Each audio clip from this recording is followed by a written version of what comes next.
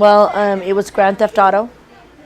We had stolen an already stolen truck, and we were under the influence of PCP at the time. She asked me if she could drive the car. I said sure. I got out, and we're 13 years old. I got off, let her drive, and she crashed.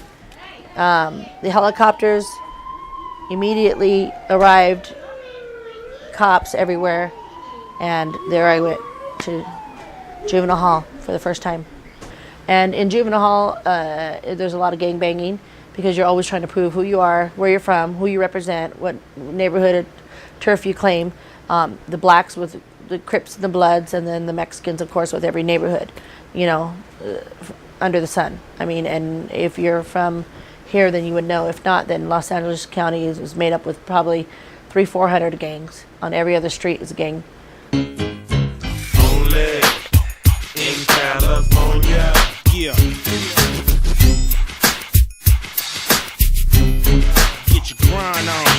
Only in California.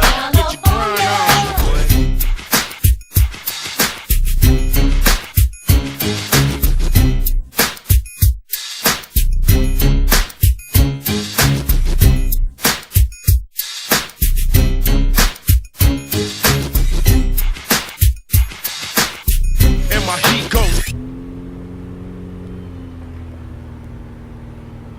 It was in December 2003, so I was 23.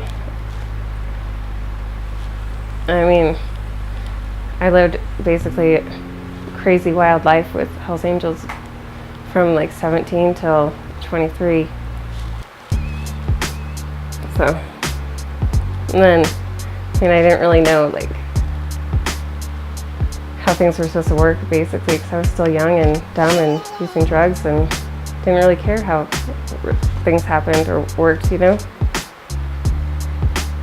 My first violence experience was with a boyfriend that was beating me, and that was when I was on my own and, trying to take care of myself, but putting myself down at the same time because I was being abused, physically, mentally.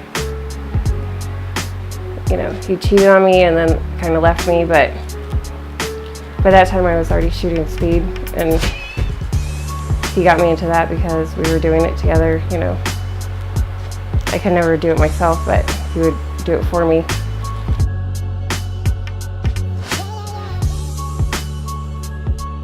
We witnessed a lot of domestic violence with my father drinking and stuff like that. So yeah, it was all over the place. If anything, the person that was at fault or to blame for anything was me. I was just stubborn and hard-headed. Well, the first time I ever got arrested was for reckless driving, and from there, everything started spiraling out of control. I had an open criminal record, so now I was on probation, so anytime I got pulled over, I got harassed, and it just opened the door for everything. I ended up getting hooked on crystal meth, getting pulled over, and then them searching me. Boom, I got arrested for possession. So then I had to go into a drug program, and that never worked out because all I wanted to do was get high.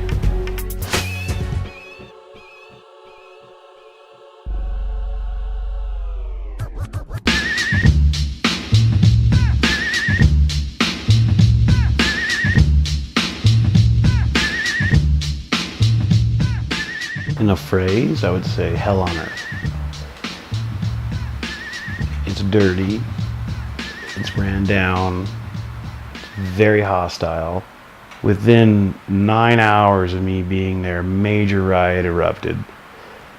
And I was seeing people getting stabbed. I actually never knew they made pepper spray in something the size of a fire extinguisher, but they do.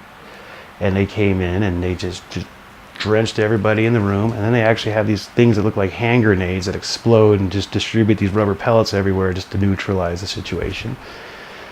And that was my introduction to state prison. I was in room 404A, lower bunk. She was right across from me. I think she was in 406. Somebody came and they did what they call a blanket party, and they throw a blanket over her and beat her silly with the locks. And all I saw was a pool of blood all over the floor, and I never seen her again, so I don't know what happened. It was a very, very degrading process. They make you go in there, they make you get naked, they make you bend over and open your butt, and they shine flashlights in there, and at the same time they're spraying Lysol, and just, yeah, it's very degrading. Yeah. And then also too, they stick you in a room probably 6 feet by 8 feet with a bunch of drug addicts or homeless people, and everybody's naked in the same room. People are throwing up in there because they're coming down off of heroin. So it's very degrading, very disgusting. All the food was absolutely horrid. It was like the rotten food or whatever. It was horrible. It was, and that you were so thirsty all the time, but you couldn't really get much water out of the fountain or the sink, you know. The conditions are horrible. It's overpopulated. They have these dormitories that were only built for 60 people, and they're housing 90 to 100 people in these houses. So you have people on extra mats on the floor, people sleeping around, and it's just bugs running around everywhere. Just hard to sleep. People are up all night making noise. It's just not a fun place to be. If you had money and if you had anything like that, there was drugs and alcohol available. But for the most part, you know, you didn't partake. You know, why would you want to party when you're in a place like that?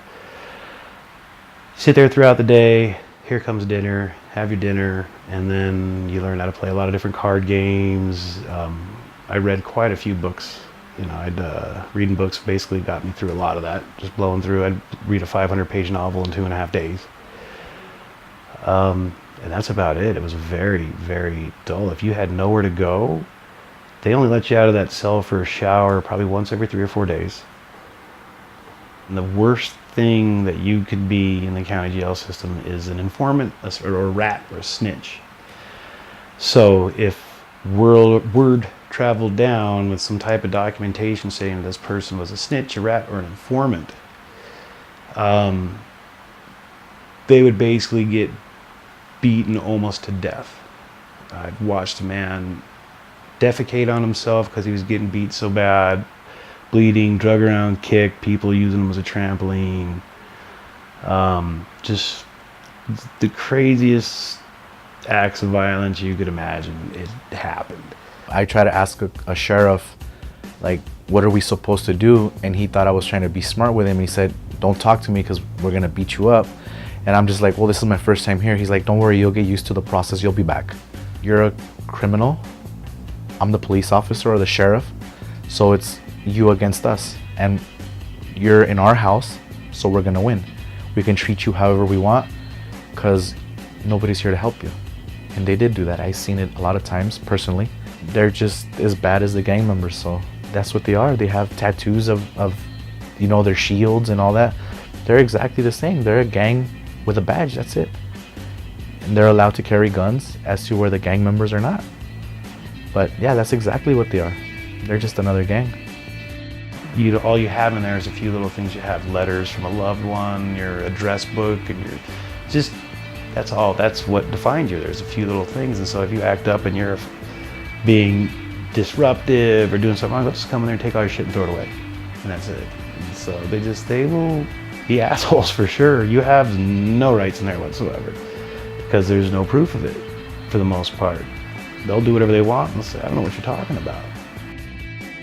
There was CO is like the corporate officer or whatever. I don't know exactly what that stands for, but we call them COs. It's like a cop, basically.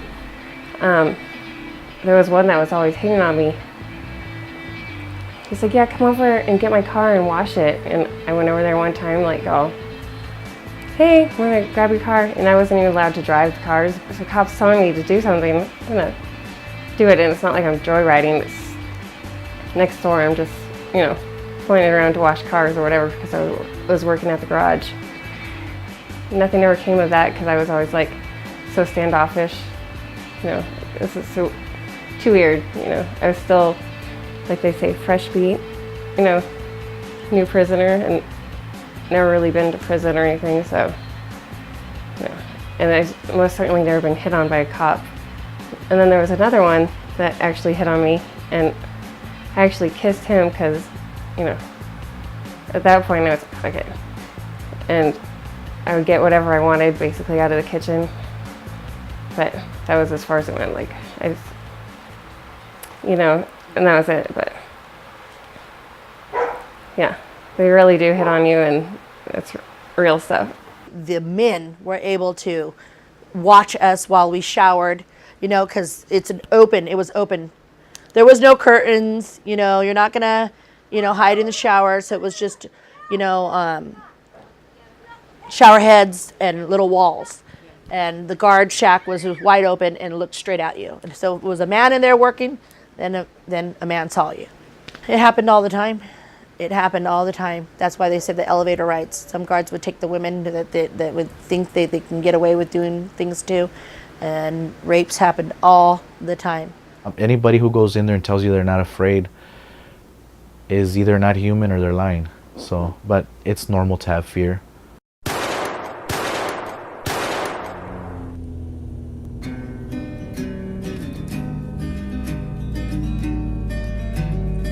It's a very flawed system that we have as far as it goes to rehabilitating people. It really is, because the percentage of people that actually get out and turn around is really, really small. Because they make it very difficult for you to become a member of society afterwards. If you have, you know, felony or something like that, you basically cannot get a job anywhere unless you know somebody or know something. I tried to get jobs everywhere, from like Subway places. I was like, are you fucking kidding me? But being a felon and being honest, because I'm trying to do the right thing, couldn't get a job for the life of me. Denny's, IHOP, nowhere. They were judging me because of my record, because I was honest. It's like, I should have lied and I might have gotten a job, you know? But it's very, very easy to get institutionalized because they don't make it easy for you to rehabilitate yourself. They don't. And a lot of these guys, most of them don't even try. They get in jail once, they get out, and they go right back to what they're doing. But they could be third generation gang member, and that's all they know. That's what they were raised in, that's what they were taught. And that's all they know. They have no aspirations to get educated, to get a good career. This is all they know. This is their lives. And there is a lot of people that are like that. A lot. It's shocking the amount of people that's all they know and that's all they'll ever do. You know, there's a bunch of people that want to make a name for themselves. So, you know, when it's time to go beat somebody up, they volunteer, like, hey, I'll do it, because they want to be somebody. I wasn't trying to be somebody. I was trying to go home so I could get back to trying to get the custody of my kids back and stuff like that. That was my priority. At that time, I lost my children. It was related to drugs. When I got arrested, Gina was about 3 months. And those first 3 months of her life, I only seen her once because I didn't want to have any part to do with her. All I cared about was getting high and just doing my own thing. I got to a stage in my life where I just said, I don't want to do this no more. I already missed the birth of my daughter. I missed basically almost the whole year of her life. And for what? I mean, the drugs, you know, I don't want to do this. I want to be a father. I want to be a husband. I want to be a good person again. And the only way that I knew how to do that was to stay sober. And I started realizing that I'm a fucking addict. I'm not really a criminal or a gangbanger. I'm an addict. All my life, everything I did was behind drugs. Everything. Any crime I committed was behind drugs, period. When I started to do my inventory and I started to really figure out who I was and what I was about, I started realizing that every single time I did something, it was because I wanted to get loaded, stay loaded, be loaded. You know, and my child's life depended on me getting right too at the time. Moses' life, my son Moses, he was just a itty bitty baby. He was 10 months old. I mean, he depended on me, and I still, the drug had me by the balls. Like, you know, I was a prisoner to the drug, and I think about, this is where I'm gonna cry. Because if I would have been able to get the help that I needed before just being sentenced to jail, I might have learned before I became a mom to not only Moses but Carissa. You know, Carissa was born in 2009 and I didn't even take her home from the hospital due to my criminal activity, my drug charges. Their decision was that I was an unfit mother and not capable of caring for my 2 children. And so to this day, I have to live with that. That I don't get to be a mom to my 2 kids behind my criminal activity, my behaviors. And that's what changed me, though. That's what changed me. That was my bottom. That was my realization that I need to stop doing drugs. If I stop doing drugs, I might stop committing crimes. I might stop going to jail. I might be a better person. It took losing my 2 kids for me to come to the realization that I could be different.